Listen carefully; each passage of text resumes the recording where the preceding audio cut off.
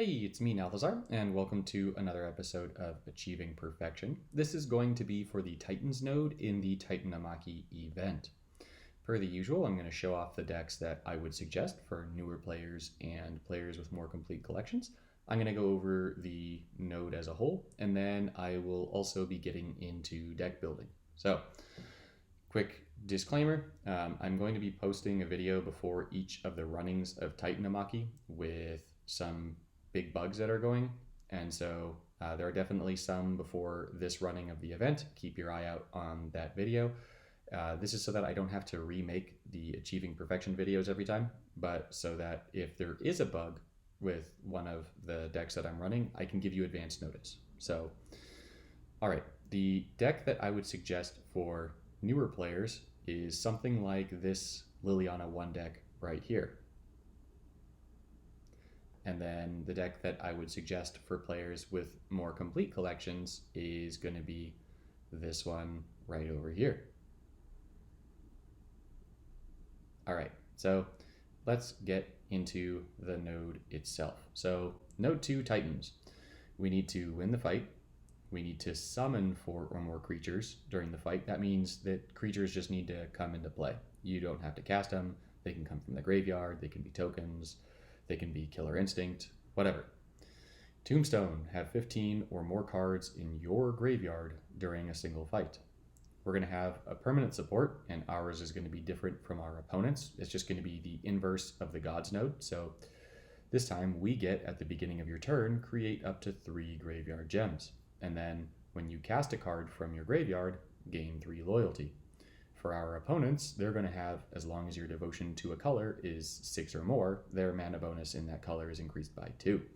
And Constellation, so whenever they play an aura or an enchantment, all of their creatures get plus X until end of turn, where X is a number of enchantments they control. It's going to be really easy to achieve the objectives for this one, honestly. Summoning 4 creatures is super easy. As long as you've leveled up your Planeswalker. I mean, even if you've only leveled it up to like level 26, you'll be fine. And then the Tombstone objective, we've been getting progressively more cards at the common and uncommon range that are going to dump things into our graveyard. So this one really isn't too bad to complete either. So the decks that I would suggest. Liliana Defiant Necromancer is nice because her first ability is going to both limit what your opponent's going to be able to do by making them discard cards, and then also it's going to dump things into your own graveyard. So this is going to help just a little bit with getting those 15 cards into your graveyard a little bit more quickly. For the deck itself, this is a fantastic card for newer players, this Eye Collector. So it's 7 for a 2/2 flying, and whenever it deals combat damage, destroy the top 4 cards of each player's library. So with Eye Collector out, you're going to find that you get that Tombstone objective done like in a flash. It's going to be super quick. Mire Triton is a new card from Theros Beyond Death and is also going to be pretty fantastic for this node. So it's 9 mana, it's a 2/1 with Defender and Death Touch, so when your opponent attacks with stuff, it's going to kill it. And then also, it has when this creature enters the battlefield, destroy the top 3 cards of your library, and you gain 2 life. So if you bring Mire Triton back with Liliana's 3rd, bringing things back from the graveyard, you're still going to destroy cards from the library, and you're going to gain life. So it's nifty, either if you cast it or if you special summon it. Either way. For the other creatures, now I'm running 4 creatures in this instead of 3 because for newer players, you're not going to have as good of access to card draw, and so you want to make sure that you're at least drawing into your creatures. One of them is Graveblade Marauder. It's an Origins rare. I'm trying to keep the rares to a bare minimum for these. And you can swap this out really with any decent black creature that you have, but this is a creature that's going to hit pretty hard with the dealing an additional 5 whenever it deals damage to the opponent's Planeswalker. It's going to kill creatures because it's got Berserker and Death Touch.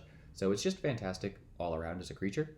And then Orzhov Racketeers, who are amazing with Liliana 1 because they make it so that whenever this creature deals damage to your opponent's Planeswalker, they discard a card. So this just gives a little bit of additional discard to make it so that your first ability is a little bit stronger.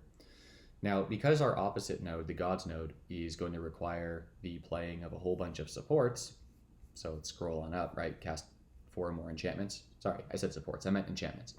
I threw in Farika's Libation, which is going to destroy an opposing enchantment support. And if you can't destroy the first opposing creature, this will bypass hexproof in the event that your opponent is running something like Gaia's.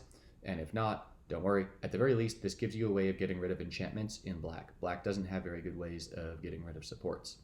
The other one is Mortify, which is going to destroy target creature your opponent controls, and if you can't, destroy an opposing enchantment. So these are both going to be serving as creature removal and as a way of getting rid of enchantments.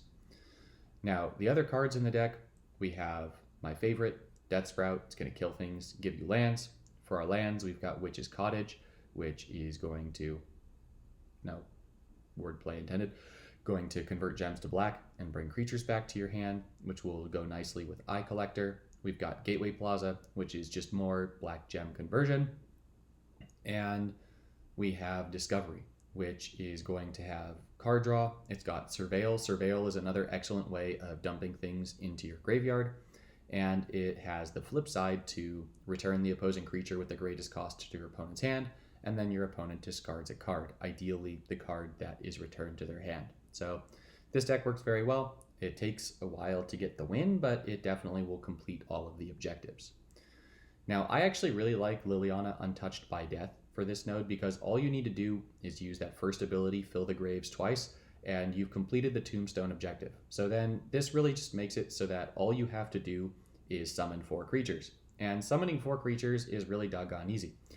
So how are we going to do that with this deck? Well, I decided to use just a bunch of really fun cards. I've been doing a lot of testing with this deck. It's super effective. It's really fun. I like it a lot. So let's break it down. No Lucio, just break it down. So we've got my typical core, right? I've got the Casualties of War and Death Sprout for removal. I have my black gem converters in Witch's Cottage and Castle Lochwain over here. And then here's where the deck gets fun. So at its core, it's a zombie deck. So we've got Tiamat Calls the Dead, and this is going to destroy cards from your library. It's going to exile the first creature from your graveyard, and it's going to put a 2/2 zombie token into play. Then that's going to be for chapters 1 and 2. When you get to chapter 3, you're going to draw X cards and gain X life, where X is the number of zombie creatures and zombie reinforcements you control. So this is pretty much going to be a guaranteed draw a full hand of cards, because between all the other zombie producers, this is going to be really easy to achieve. We have Ephemia, the Cacophony. So it's a 6/5 flyer, and then at the end of your turn, exile the last enchantment card from your graveyard. If you do, create a zombie token. Now the card reads, create a 2/2 zombie, but this card's bugged right now. It's actually making 4/4 zombie tokens instead of 2/2s. I actually would prefer it make the 2/2 instead of the 4/4, just because then it would be the same as all the other zombie tokens, but it has actually, in a few matches, come in handy just to have even bigger zombies. We have Grave Titan, which when it enters the battlefield and when it attacks, it creates 2 zombie tokens. So this gets you to that summon objective really quickly. Just playing it is 3 of your 4 right there. And then if it attacks once, that's it. You're good. It also helps with Taimaret in increasing the number of zombies. And then we have Deadbridge Chant. So we're going to be dumping a whole bunch of things into our graveyard with our first ability. And so Deadbridge Chant is just going to make it so that we're dumping even more things into our graveyard. And as we dump even more things into our graveyard, we're going to have more enchantments, which means that Ephemia is going to be making more zombie tokens. This means that Taimaret is going to have more targets to get rid of in order to give us more tokens, and then ultimately draw more cards and gain more life. And then finally, to round out the deck, we have Shadow Spear to get rid of hexproof and prevent damage. Also to give our critters lifelink, which is very handy, especially because Castle Lochwain is going to be knocking our health down a little bit. And finally, we have Consecrate. Now, I don't really see us needing to use the exile the first 5 cards of your opponent's graveyard portion of it. It's really more for the destroy the first creature your opponent controls with the greatest power, and then gain life equal to that creature's power. This just gives you a whole lot of longevity, so that extra life gain is really useful. So this is the deck that I'm actually going to be using for this particular node. You can go with a whole bunch of other things though. So let's say that you can't make either of those decks. What are some really good cards to use for this? Well, the first card that comes into mind, or there's a few, right? So what you can do is you can go ahead and in your search, just type in Destroy Library. You can use all 5 colors for this node, so it doesn't matter what you do. And just look for cards that are going to destroy cards from your library. Underrealm Lich should pop out to you immediately if you have it. This card alone is going to make it so that you get 15 or more cards in your graveyard, like just in no time flat. So whenever you draw a card, destroy the top 3 cards of your library. So just anything that draws 5 cards, Days Undoing, Finale of Revelation, any of those things, boom, you're going to have 15 cards in your graveyard. Easy peasy. Sir Conrad is another one. So it's going to destroy 4 cards of each player's library with each black activation. So that one's going to be pretty easy to dump things in. If you wanted to try and get creative, you could do some kind of artifact shenanigans thing with Emery, who dumps 5 into the graveyard when it enters play. And then other than that, you can use some fun stuff. There's Devourer of Memory. There's actually, where is it? I'm being silly here, right? So, no, it's not you. There's the god. There we go. Fenax, right? So at the end of your turn, destroy the top X cards of target player's library. X is the sum of your creature's base toughness. So you could use Fenax and dump a whole bunch of things into your graveyard. You could run Folio of Fancies. This is also going to be... no, don't run Folio of Fancies. I thought it was each player. I'm wrong. Ignore me for that one. Please and thank you. I wouldn't use Drown in the Lock. I don't particularly like that card. And then even in the common... Oh yeah, we've got, of course, Glimpse the Unthinkable, right? But then there are a few like common and uncommon options that you can use. Now you're still only the opponents. Oh well. Well, the moral of the story here, right? Oh, here we go. There's one, right? Destroy the top 4 cards of target player's library. So you could actually make your own sort of enchantment constellation deck if you've got the Blossoms, the Anthusa bundle, and you got the green thing, the Blossoms Dryad thing. You can pair it with Sage of Mysteries and dump a whole bunch of cards in the graveyard. But really, there are a heck of a lot of options for dumping cards in the graveyard right now. So build your deck around that. Figure out how are you going to get the 15 or more cards in your graveyard first, and then go ahead and figure out the summon 4 or more creatures. Because honestly, the summoning 4 creatures is going to be really, really easy. I mean, you could even just go ahead, go to your Planeswalkers once you've determined what's going to be throwing stuff into the graveyard, and then just pick a Planeswalker that makes 4 creature tokens. Not that I would suggest using Elspeth. I like Garruk, right? Black is fantastic. So with Garruk, you get your 3rd ability down, you create 5 tokens, and voila, you have completed the summon 4 or more creatures. So there are a lot of different options for this node. I hope this helps you. I hope you get perfect, and I'll see you in the next one.